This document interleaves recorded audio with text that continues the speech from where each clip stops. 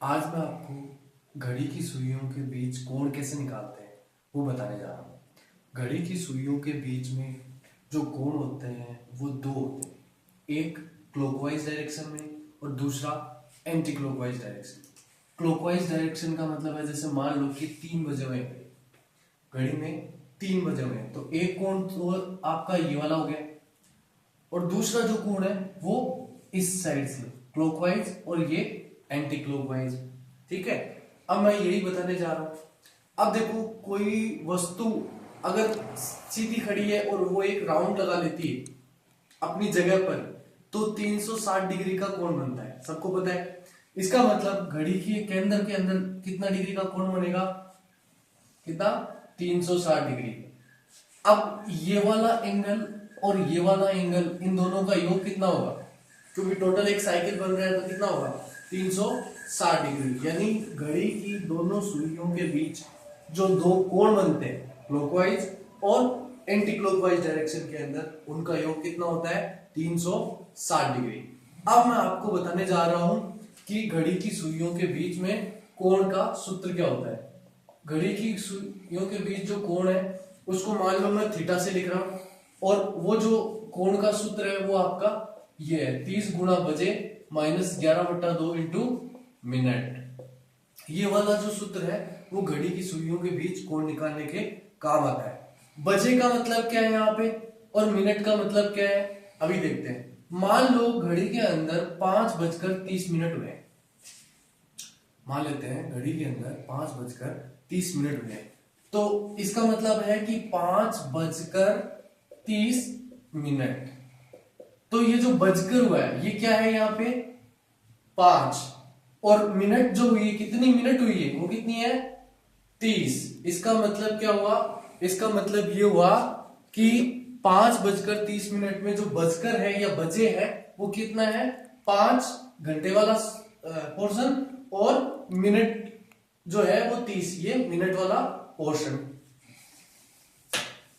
अब मान लो कि 5:30 है, उसका उसके बीच में घड़ी की सुइयों के बीच कोण निकालना है कि कोण कितना आएगा। अब देखते हैं, देखो 30 इंटू बजे कितना है, 5, माइनस 11/2 मिनट कितनी है, 30, 30×5 150, माइनस 11 इंटू, देखो इसको 2 से कट करते हैं तो 15 आता है, 11 इंटू 15 कितना होता है, 165। 165, तो इसका जो वैल्यू आया वो कितना आया, -15 डिग्री। माइनस जो आया है, कोण माइनस में नहीं होता। माइनस का मतलब है कि अगर आपने एक कोण अगर क्लॉकवाइज डायरेक्शन के अंदर लिया है तो दूसरा कोण जो है वो आप एंटी क्लॉकवाइज डायरेक्शन में लोगे। तो यहाँ पे 15 डिग्री का कोण आया। अब मैंने ये बताया है कि दोनों कोणों का जो योग है क्लॉकवाइज और एंटी क्लॉकवाइज, उनका योग कितना होता है, 360 डिग्री। तो जो दूसरा कोण आपका निकलेगा, ये तो आपका पहला कोण निकल गया,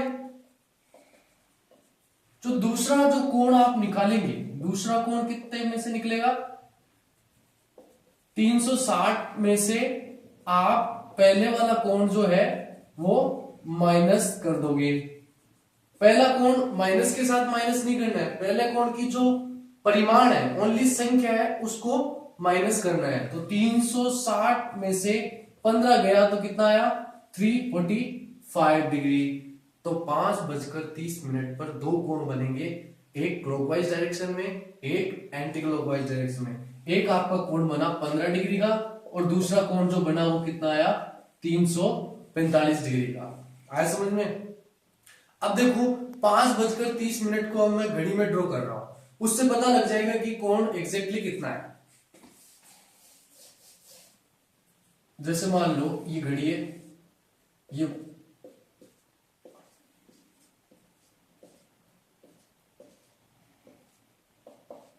अब इसके अंदर जैसे मान लो कि 5 यहां बजी, 5:30 हुए ना, 5:30, ये आपकी 5:30 हो गई। ठीक है, 5:30 में देखो ये वाला कोण कितना, 15 डिग्री का लग रहा है। अगर आपने इसको क्लॉकवाइज लिया है तो दूसरे वाले को एंटी क्लॉकवाइज लेना है, और इसको अगर आपने एंटी क्लॉकवाइज लिया है तो दूसरे को क्या लेना है, क्लॉकवाइज। तो ये टोटल कोण कितना हुआ फिर, 345 डिग्री। अगर इसको आपने ऐसे लिया है तो यानी ये वाला कोण ऐसे और ये वाला कोण अपोजिट डायरेक्शन के अंदर। ठीक है, ओके। आप एक सवाल करके दिखाओ मेरे को। एग्जैक्ट 3 बजे जो है वो कोण कितना बनेगा? चलो करते हैं।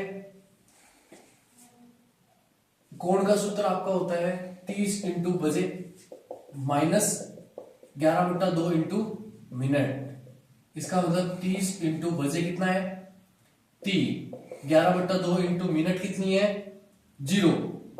किसी भी संख्या को 0 से गुणा करते कितना आता है 0। थीटा कितना आया 90 डिग्री। यानी 3 बजे कितने डिग्री का कोण बनता है 90 डिग्री का। मैंने आपको बताया था कि एग्जैक्ट 3 पर घड़ी की सुइयां 90 डिग्री का कोण बनाती है। अब ये जो दूसरा एंगल है वो कितना बनेगा 360 में से घटा दो कितना आया 270 डिग्री। यानी 3 बजे आपका कोण क्या क्या बना 90 डिग्री और 270 डिग्री। ठीक है, ओके।